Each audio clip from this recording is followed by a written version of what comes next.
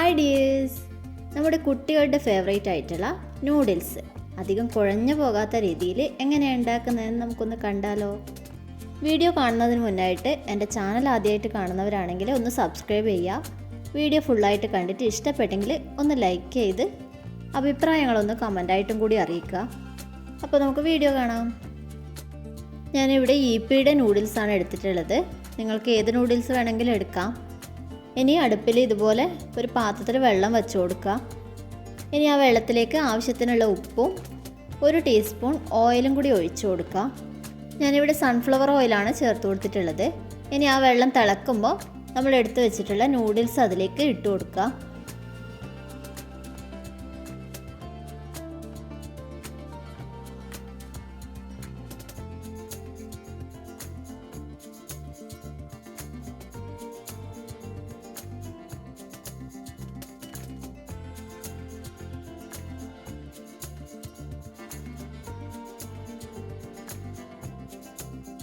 ഇതൊരു 1/4 ഭാഗത്തോളം മാത്രം വെന്ത് കിട്ടിയാൽ മതി. അതിനുശേഷം നമുക്കിതൊരു അരിപ്പയിലേക്ക് മാറ്റി കൊടുക്കാം.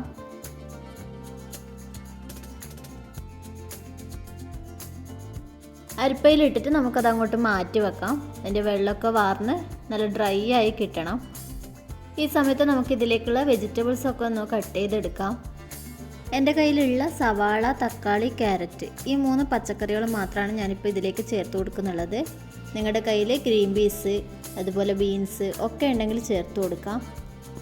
ഈ ഒരു നൂഡിൽസ് ഇടയ്ക്ക് ഇതുപോലെ ഇളക്കി കൊടുക്കാൻ ശ്രദ്ധിക്കണം. ഇല്ലെങ്കിൽ എല്ലാം കൂടി ഒട്ടിപ്പിടിച്ചിട്ട് നമുക്ക് പിന്നീട് എടുക്കാൻ കിട്ടാതെ ആകും.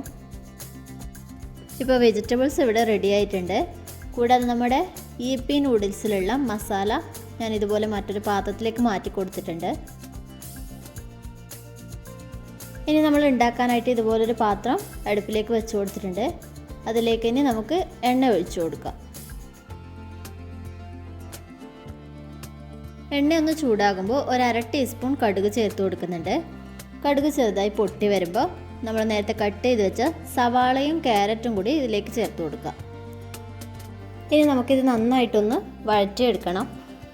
നമ്മൾ നൂഡിൽസിൽ ചേർക്കുന്ന വെജിറ്റബിൾസൊക്കെ ചെറുതായി ഒരു കടിക്കുന്ന പരുവത്തിലാണ് നമുക്ക് കിട്ടേണ്ടത്. ഒരുപാട് വെന്ത് കിട്ടേണ്ട ആവശ്യമില്ല.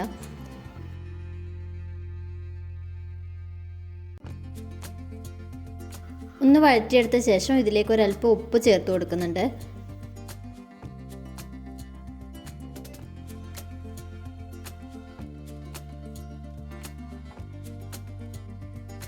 ചെറുതായി ഒന്ന് വാടിക്കഴിഞ്ഞാൽ നമ്മൾ അരിഞ്ഞു വെച്ച തക്കാളി ഇതിലേക്ക് ചേർത്ത് കൊടുക്കാം. ഇനി അതും കൂടി കുറച്ചൊന്ന് കുക്കായി വരണം.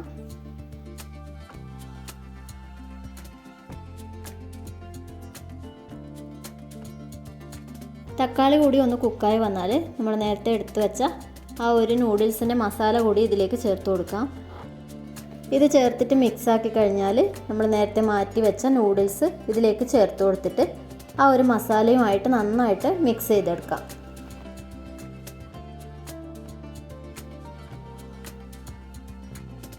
ഇപ്പോൾ എല്ലാം കൂടി നന്നായിട്ട് മിക്സ് ചെയ്തെടുത്തിട്ടുണ്ട്. നിങ്ങൾക്കിതിൽ വേണമെങ്കിൽ മുട്ട ചേർത്തിട്ടും ഈ ഒരു രീതിയിൽ തന്നെ ഉണ്ടാക്കാം. മുട്ട ആദ്യം വറുത്തെടുത്തിട്ട് മാറ്റി വെക്കുക. അതിനുശേഷം നമ്മുടെ മസാലയൊക്കെ മിക്സ് ചെയ്തതിന് ശേഷം ആ ഒരു മുട്ട ഇതിലേക്ക് ചേർത്ത് കൊടുത്താൽ മതി. ഇപ്പോൾ കുഴഞ്ഞു പോകാതെ തന്നെ നമ്മുടെ നൂഡിൽസ് ഇവിടെ റെഡി ആയിട്ടുണ്ട്. നിങ്ങൾ ഇനി ഉണ്ടാക്കുമ്പോൾ ഈ ഒരു രീതിയിലൊന്ന് ഉണ്ടാക്കി നോക്കുക. അപ്പോൾ എൻ്റെ ഈ ഒരു കൊച്ചു വീഡിയോ നിങ്ങൾക്ക് ഇഷ്ടപ്പെട്ടെങ്കിൽ ഒന്ന് ലൈക്ക് ചെയ്യുക.